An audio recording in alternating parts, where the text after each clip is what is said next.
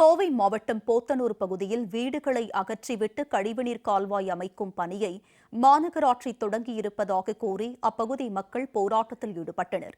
தனியார் மருத்துவமனைகள், உணவகங்களின் கழிவுகளை குடியிருப்பு வழியாக கொண்டு செல்ல வேண்டிய அவசியம் என்ன, யாருக்காக கோவை மாநகராட்சி செயல்படுகிறது என்பது குறித்து விரிவான செய்தி தொகுப்பில் பார்க்கலாம்.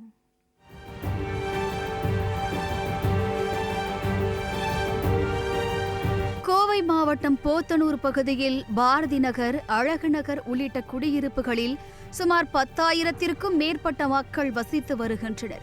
அப்பகுதியில் உள்ள சுமார் 500க்கும் மேற்பட்ட வீடுகள் உள்ள நிலையில் அந்த பகுதி வழியாக கழிவுநீர் கால்வாய் அமைக்க மாநகராட்சி அதிகாரிகள் எந்த ஒரு அறிவிப்பும் கொடுக்காமல் பணியை தொடங்கியுள்ளதாக குற்றம் சாட்டுகின்றனர் அப்பகுதி மக்கள்.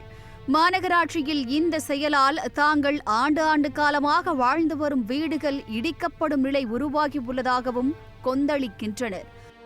அவங்கவுங்க வீடுகள் பாதிக்கப்படுதுன்னு சொல்லி கொண்டு வராங்க. ஒரு சிலர் வீடுகள் பாதிக்கப்படுதுன்றதுக்காக இத்தனை பேரோட பொதுமக்களோட வீட்டு வழியாக கொண்டு போகலாமா? அதை கொண்டு போகிறதுக்கான அதிகாரம் யார் கொடுத்ததுன்னு சொல்லி தெரியலை. ஹைகோர்ட்டு கொடுத்துருக்கா இல்லை கொடுக்கலையா அப்படிங்கிறதையும் அவங்க சொல்ல மாட்டேங்கிறாங்க. திடீர்னு வீடுங்க இருக்கிற இடத்துல நாங்கள் இதை பண்ணுறோம் அப்படின்னு சொல்லும்போது பொதுமக்கள் பாதிக்கப்படுறாங்க இல்லைங்களா? மருத்துவமனைகள், உணவகங்கள், தொழிற்சாலைகள் போன்றவற்றிலிருந்து வெளியேறும் கழிவுநீரை குடியிருப்பு பகுதி வழியாக கொண்டு வந்து அழகு நகர் பகுதியில் உள்ள பாசன வாய்க்காலில் விட மாநகராட்சி அதிகாரிகள் திட்டமிட்டுள்ளதாக அப்பகுதி மக்கள் குற்றம் சாட்டுகின்றனர். குடியிருப்பு பகுதி வழியாக கழிவுநீர் வாய்க்கால் அமைத்தால் நிலத்தடி நீர் மாசு அடைந்துவிடும் எனவும் இதனால் தொற்று நோய் ஏற்படும் அபாயம் உள்ளதாகவும் தெரிவித்து உள்ளிருப்பு போராட்டத்திலும் ஈடுபட்டனர். கழிவுநீர் வரக்கூடாது, வர வேண்டாம்,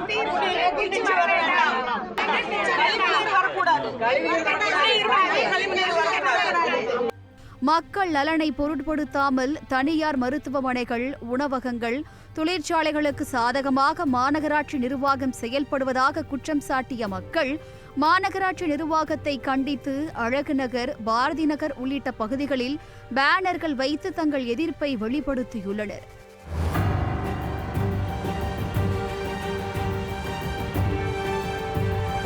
கழிவுநீரை குடியிருப்பு பகுதிகளில் கொண்டு வந்து நிலத்தடி நீரை பாழாக்கவும் சுகாதார சீர்கேடுகளை உண்டாக்கும் திட்டத்தை கண்மூடித்தனமாக செயல்படுத்த துடிக்கும் மாநகராட்சி அதிகாரிகளை வன்மையாக கண்டிப்பதாகவும் அப்பகுதி மக்கள் கோஷங்களை எழுப்பினர்.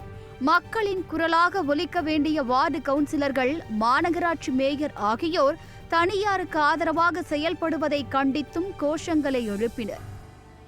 வாய்க்காலே இருக்கட்டுங்க, இது வாய்க்கால் எப்படின்னா மழைநீர் வடிகாலுக்காக வாய்க்கால் அமைக்கலாம். கழிவுநீர் அமைக்கக்கூடிய வாய்க்கால் அரசாங்கம் முறையான அளவிலே கொண்டு போக வேண்டும். அந்தந்த பகுதியில் இருக்கக்கூடிய கழிவுநீர்களை பிரதான சாலைக்கு கொண்டு செல்லலாம். அரசாங்கத்துடைய முழுமையான திட்ட அறிக்கை எதுவும் கிடையாது. இதை முழுமையாக மக்களுக்கு பாதிப்பு அளிக்கக்கூடிய இந்த செயலைத்தான் இன்றைக்கு மாநகராட்சி நிர்வாகமும் அரசும் செய்து கொண்டிருக்கின்றது. இப்போ அந்த இடத்துல அவங்க ஓப்பன் சாக்கடை எடுத்துகிட்டு வந்தாங்கன்னு சொன்னாங்கன்னா அந்த தண்ணி கண்டிப்பாக உள்ளதாக ஊற்று போவோம். அப்போ எல்லாருமே இப்போ ஆக்சுவலாக யூஸ் பண்ணுற தண்ணி அந்த தண்ணி தான் யூஸ் பண்ணோமா? அதே மாதிரி அவங்க இப்போ யோசிக்கிற சென்ஸ் என்ன பார்த்தீங்கன்னா, இந்த சைட் போக போக மேடுங்க, இந்த சைட் டவுனு. எப்படி அவங்க எடுத்துகிட்டு போவாங்க? 5 அடி 10 அடி கிட்ட டவுன் இருக்குங்க, மேடு இருக்குது.